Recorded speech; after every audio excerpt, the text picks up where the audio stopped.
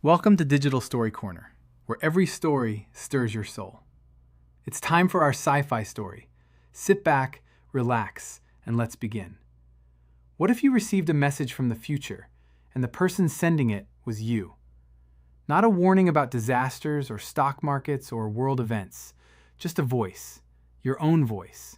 Older, quieter, carrying the particular weight of someone who has lived long enough to know exactly what they would change if they could go back. What would that voice say to you? And more importantly, would you listen? This is the story of Dr. Lena Vasquez, a theoretical physicist at the edge of the greatest discovery in human history, who received a transmission she was never supposed to receive, from a version of herself she was never supposed to meet. Dr. Lena Vasquez was 37 years old and had not slept more than 4 hours in a single night for the past 11 months. She worked at the Meridian Research Institute, a privately funded physics laboratory built into the side of a Nevada mountain, deep enough underground that the rock above them measured in hundreds of meters. The facility had been designed for one purpose: to test the theoretical framework Lena had spent her entire career building. A framework that suggested, under specific and extraordinarily precise conditions, that information could be transmitted not just across distance, but across time. Not objects, not people, just information, data, signal. The way light travels through fiber, except through the fabric of time itself. The team called it the thread. Lena called it the thing that was going to work, because she had built her entire professional life on the belief that it would. And there was no longer any version of herself that could afford to consider the alternative. The experiment was scheduled for its first full test run on a Saturday in October. Lena had been living in the facility for 3 weeks by then, sleeping in a bunk room 2 floors below the main lab, eating meals she barely tasted, running calculations she had already run 1,000 times, because running them again was the only thing that kept the fear from becoming louder than the work. The fear was this: that she was right about the theory, but wrong about everything that came after it. That the thread would work exactly as she had designed it to work, and that what came through it would be something she was not prepared for. She told herself this fear was irrational. She was wrong about that. The test began at 11:47 on a Saturday night. The lab was quiet. Most of the team had gone to the surface for dinner. Lena had stayed behind, the way she always stayed behind, running one final systems check on the receiving array, a dense lattice of quantum-sensitive receivers arranged in a perfect sphere 3 meters in diameter, suspended in a sealed chamber at the center of the lab. She was not expecting to receive anything. This was a calibration run, a test of the equipment's sensitivity, not a true transmission attempt. The actual experiment was scheduled for the following Thursday. At 11:51, the array registered a signal. Lena looked up from her console. The array was not supposed to register anything. There was no transmitter active. There was no source. She checked the readings twice. The signal was real. It was structured. Not noise, not interference, but organized, patterned data arriving from a direction the equipment was not designed to interpret. Because the equipment had been designed to receive signals from space, not from time. Her hands were very steady as she initiated the decoding protocol. She told herself later that she didn't know what she expected, but she knew, even then, that she was lying to herself. The signal resolved into audio, and the voice that came through the speakers was her own.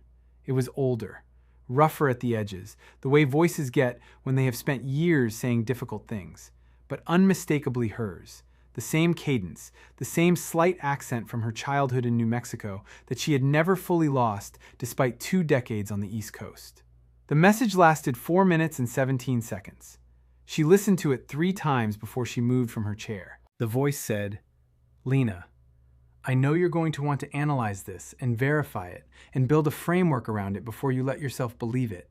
That's fine. That's who we are. But I need you to hear what I'm saying before you do any of that, because what I'm about to tell you is not about the experiment."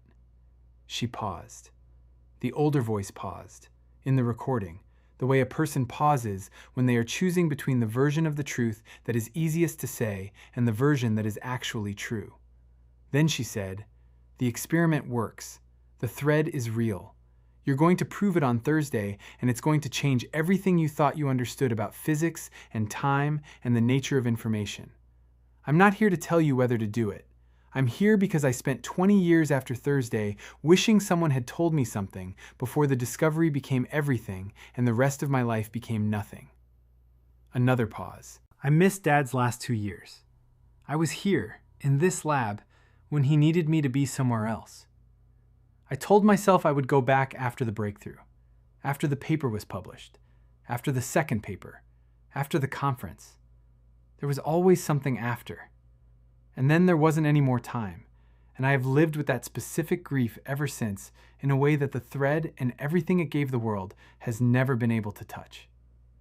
The recording crackled softly. Go home this weekend, Lena. Not after Thursday. Now. Take the drive. Sit with him. Let the experiment wait 48 hours. It will still be there Monday. He might not be. And then, quietly, with the particular gentleness of someone speaking to themselves across an impossible distance, you built something extraordinary. Don't let it cost you everything else. The recording ended. The lab was completely silent. Lena sat for a long time without moving. She was a scientist. She knew every argument against the authenticity of what she had just heard.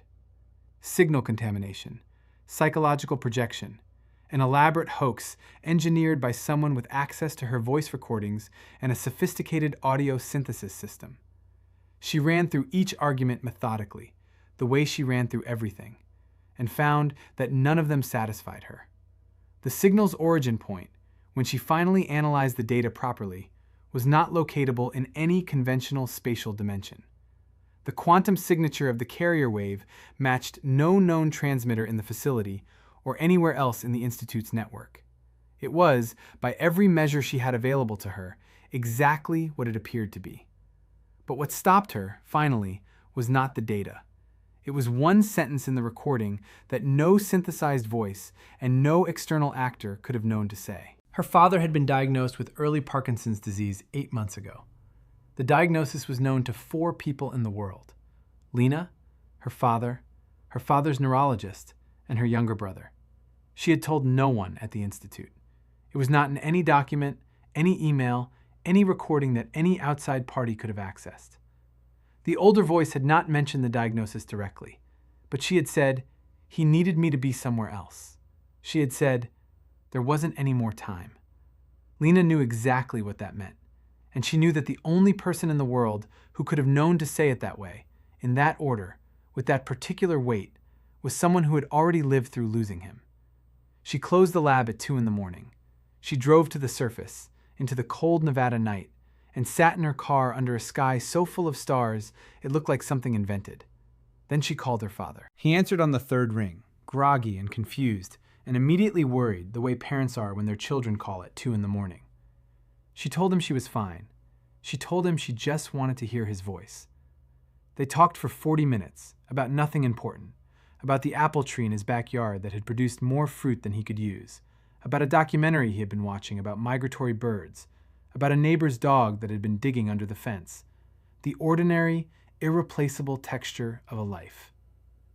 When she hung up, Lena sat in the dark for another long time. Then she started the car and drove north toward her father's house in Reno, arriving just after sunrise, in time to sit with him on the back porch while the coffee brewed and the morning came in pale and gold over the mountains. She spent the weekend. She helped him in the garden. She watched the bird documentary. She sat with him in the evenings in the warm light of his living room and let the hours move at the pace they were always meant to move at. Unhurried, unscheduled, real. She did not tell him about the transmission. She was not sure she ever would. On Monday morning, she drove back to the facility. On Thursday, at 11:47 in the morning, the experiment ran. The thread opened exactly as her calculations had predicted it would, held stable for 4 seconds, and closed cleanly. The data it returned confirmed everything. It was, as the older voice had promised, everything she had worked her entire career to prove. The paper was published 7 months later and changed the field of physics permanently. Lena gave the keynote address at the following year's International Conference on Quantum Information in Geneva. standing in front of 1,200 scientists and speaking for 40 minutes about the nature of time and information, and what it meant that the universe was structured in a way that allowed the past and the future to reach toward each other across the distance between them. She did not mention the transmission in her keynote. She never published it. It existed in a single encrypted file on a personal drive that she kept in the drawer of her desk at home. But she thought about it every day. Not about the physics of it, about the 48 hours before Thursday, about apple trees and migratory birds and a back porch at sunrise, and a man who had needed her to be somewhere else, and for once, finally, she had been. Her father lived for 4 more years after that October. She was there for all of them. And sometimes, in the quiet of the lab late at night, Lena Vasquez would look at the sealed chamber where the receiving array still sat, dark and still, and wonder whether somewhere across the distance of years, a younger version of herself was sitting at a console, hearing a voice she didn't yet recognize as her own. She hoped that version of herself was listening. She believed that she was. If this story moved you, subscribe to Digital Story Corner and hit the bell. A brand new story drops every single day.